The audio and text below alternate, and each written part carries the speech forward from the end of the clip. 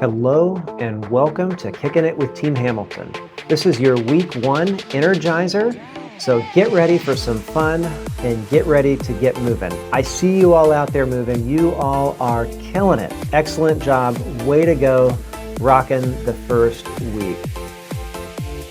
Well, fun week here. Thanks for joining us for our weekly Energizer. I'm joined by Dr. Harvey Hahn, cardiologist with Kettering Health Medical Group. Welcome. Hi, great to be here, Paul. So, Dr. Hahn, you were really instrumental in my health journey, but for those who don't know, maybe give us the 30-second snapshot of who Dr. Hahn was and who he is today relative to his physical health and journey. Yeah, so I'm a board certified cardiologist, but I lost about 45 pounds and was on blood pressure meds and cholesterol meds and got off both of those.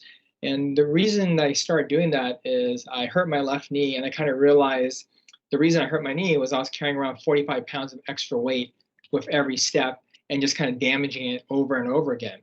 So I went basically plant-based vegan, started running, dropped to 45 pounds, off medications, feeling great. And that's a big reason why I want to kind of promote health to everyone I kind of meet. And Dr. Hahn, you actually speak both in the community at both the YMCA and other venues, but also within Kettering Health Network, just on lifestyle change. And you're a big advocate and really, I would say, a big coach and supporter for those around you.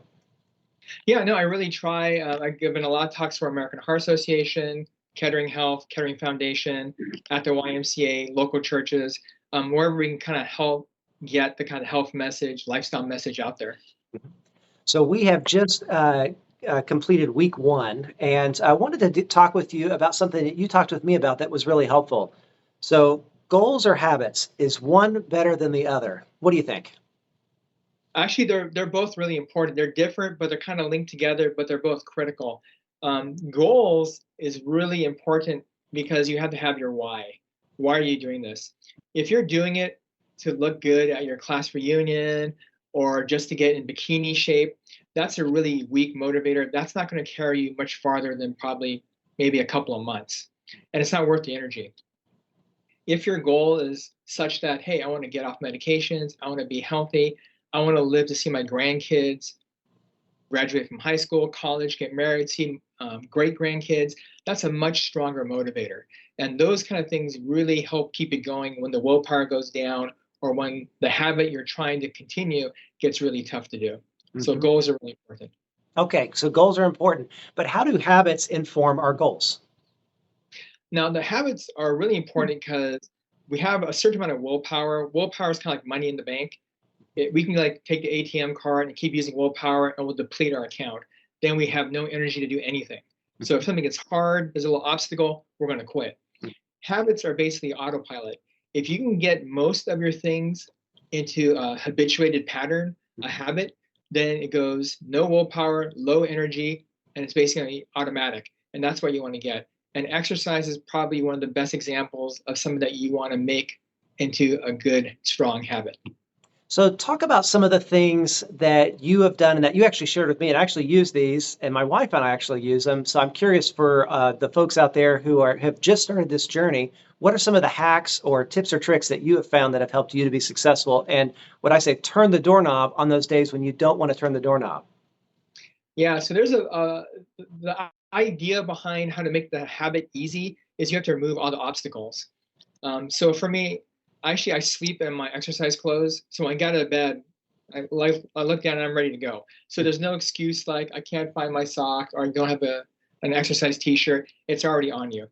I don't work out at a gym because packing a bag, driving to the gym, taking a shower, changing your clothes, for me, those are all barriers to exercise. For some people, it's a habit, it's no problem, but that's something I really don't like to do. Also, the other thing that really helps is do something.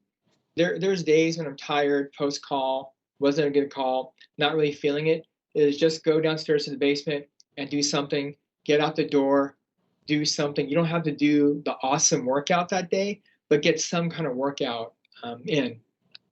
The other thing that really helps is this goes back to the goals. You have to remember what your why is. Yeah. I don't want to go, I'm tired, but my long-term goal is to get really healthy, to finish and run a marathon. If I keep giving up, you will never reach your goal. So focusing on your goal is important. The last thing is, a lot of times I'll focus on, when I don't exercise, I feel pretty crummy the rest of the day, and I feel really good right after I exercise. You have to kind of visualize the payoff before you start, and that helps you push through. Those are some great habit stacking. So sleeping in your exercise clothes, setting things out. I do that when I go for runs. I set out all my stuff the night before, and so that way it's there. It's already in the bag if I'm carrying a bag with me. Those have really been helpful for me, especially on those days when I don't want to go outside or I don't want to go down to the treadmill or whatever the exercise of the day is. That's really helpful. Another really important tip nowadays is when you start the morning off, do not turn the TV on, do not get on your phone or device, because you start wasting time and then you go, oh, I don't have enough time to exercise. So do the important things first and do social media, reading the news, all this stuff. Do it at work. Just kidding. Well, Dr. Hahn, this is really helpful, and I'm confident that the folks who are joining us on this 12-week Couch to 5K wellness journey, that some of these tips and tricks will be helpful. So, Dr. Hahn, if folks have more questions, how could they get a hold of you? Well, I'm on the Kettering Health email server. I don't mind if you guys email me with questions, comments. I did several of the talks for the Health Streams health sessions, so you can log on to that and watch some of those videos. Yeah, and also my cell phone is on my email profile, so you can text or call me if you need me as well. Happy to help. Well, Dr. Hahn, thank you so much. You have been a personal source of encouragement, and what I'll say is a coach and an advocate for me. So thank you so much for being that coach and advocate. Thank you so much for sharing some of those tips and tricks. So folks, if you get a chance, pull up HealthStream. There's some great talks with Dr. Hahn, and I know you want to check those out. So again, Dr. Hahn, thank you so much. Look forward to seeing you all out on the trail at the 5K for Thanksgiving. But again, thank you again for talking with us about goals and habits. No problem. My pleasure, Paul. Good seeing you, man.